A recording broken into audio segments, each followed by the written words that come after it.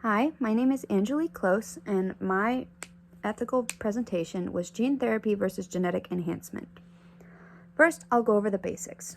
Sorry if you see me reaching over, it's to scroll my computer so I can read my paper that I wrote on it. Gene therapy and genetic enhancement are both done by altering a human's natural genome, genetic makeup, in order to improve upon our natural state. These types of therapies or procedures would likely be done before birth in the future, but are not currently done because of the ethical/moral debate and uncertainty surrounding them. The main ethical debate surrounding these therapies is that these therapies have never been done on humans before, so we can never truly know what will happen to the people experimented on without possibly endangering their lives by performing them. This ethical debate is also rooted in the abortion debate, the debate of what is considered human. Many people that would support abortion say that a fetus is not a person until it can survive on its own, either at 23 weeks or at birth, and would likely also support that same stance in the case of genetic alterations. The reason this is important is because genetic alterations would need to be done before a person is born and quite possibly before the fetus starts developing, because they alter a human's chemical makeup, and once a person starts to develop, this cannot happen. The difference between genetic therapy and gene enhancement is that gene therapy is need-based and genetic enhancement is more of a cosmetic procedure.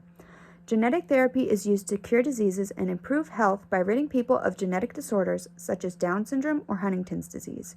Many genetic disorders can cause chronic problems and even death, which is why gene therapy is used.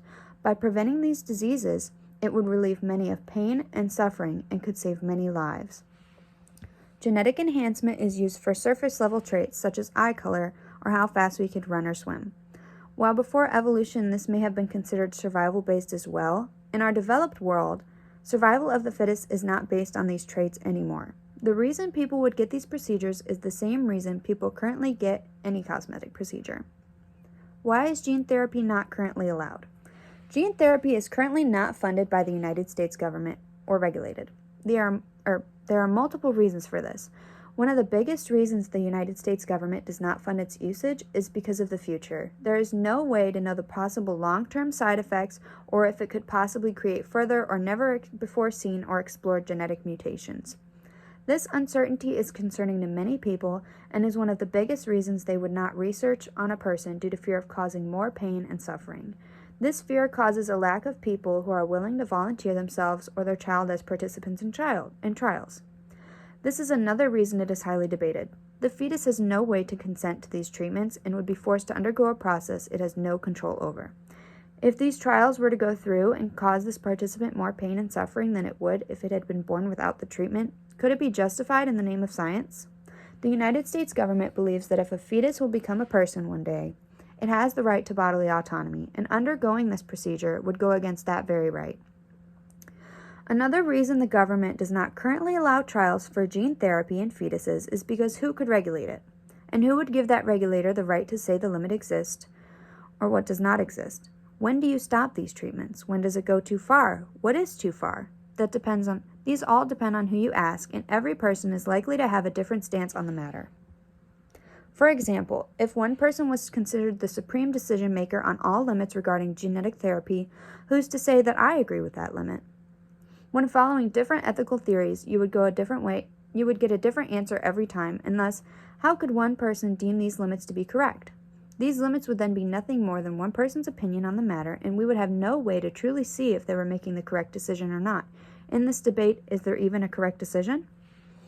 Another reason the government does not allow genetic therapy is due to funding and cost. If these therapies did become successful and accessible to the public, they would be extremely expensive and would then only become available to a select few. These select few would be wealthy people who already have an advantage in life that is directly related to their social and economic status. This could possibly lead to a power struggle between the rich and the poor. Being poor could be a matter of life and death to some in this scenario, and would cause poor people to have a higher death rate, which most ethical theories would consider unfair and thus immoral. How could you argue for genetic therapy? Utilitarians would have a fun time with this debate. A utilitarian can argue for genetic enhancement because it is a way that... Sorry, got confused. A utilitarian can argue for genetic enhancement is that it would greatly improve the happiness of a person with genetic disorders. Treating these people using gene enhancement would lessen their pain and suffering greatly by relieving them of chronic illness and even the pain of dying. A utilitarian could argue that this would greatly improve their happiness because they would not be in pain. Another reason is cosmetic reasons. If a person were to fit the societal beauty standard, one could argue that their happiness would be greatly increased because they would perhaps have higher self-esteem and more love for themselves and gain more love from others. Biologically, humans are more attracted to other humans with diverse genes for evolutionary and Darwinian purposes. This means that this person could likely have a higher chance of creating a family, something that a utilitarian might argue would create happiness. One way a utilitarian could argue against this is by pointing out that this therapy would not be accessible to everybody and could diminish happiness because of the inavailability it would create.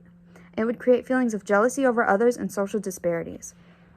One more stance that I will argue is the stance of cultural relativism. Can you practice it while also allowing genetic therapy? Some cultures may allow gene therapy on trains in order to make superhumans or even to create humans that could be used in war. Would these altered humans be allowed in certain countries if those alterations were prohibited in another country? This serves as a problem to cultural relativism because it could possibly be a new way for humans to judge each other's cultures and thus lead to wars and possibly travel bans, which could be seen as racist against certain countries. Without worldwide regulations, there would be no control, and cultural relativism would be unable to be maintained. The final approach I will argue is the first formulation of the categorical imperative. If we began testing gene therapy on one fetus, that would mean that it is truly moral and that we could require all fetuses to be tested on, no matter the circumstance. This would mean the loss of bodily autonomy for all fetuses and would be one way to argue against its testing. Another way gene therapy could be argued against is that if we allow for one person to be genetically altered and another in order to fix their disease, it would mean everyone has the right to be genetically altered, whether it be for life-threatening disease or not. One way to argue in defense of genetic therapy is the exact same way as arguing against it. If we were to allow access to genetic therapy for cosmetic reasons, that would mean anyone has the right to it and it could save many lives. Personally, I know we weren't required to input our own opinion, but I really want to because I'm really interested in the topic.